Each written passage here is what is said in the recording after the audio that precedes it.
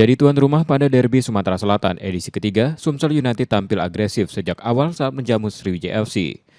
Gol cepat Otto Kapisa menit kelima membuka keunggulan. Disusul tambahan gol Juninho Cabral menit 22 dan Aziz Hutagalung menit 64. Laga pun ditutup dengan kemenangan telak 3-0. Pelatih Nilmaizar mengapresiasi performa timnya. Tambahan 3 poin menjadi peluang Sumsel United tetap bersaing di papan atas grup 1. Ini hasil yang sangat luar biasa buat saya. Kita tetap di peringkat 3, peringkat 1, 2, 3 tidak bergeser. Mudah-mudahan pertandingan ke depan kita tetap membuat hasil yang bagus.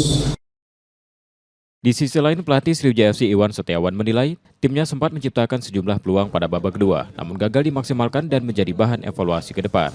Kita juga melihat kita juga banyak peluang di babak kedua yang mestinya bisa menjadi gol. Sangat kita sayangkan, ini juga menjadi PR buat kami, di mana untuk nextnya kami akan belajar banyak latihan-latihan finishing.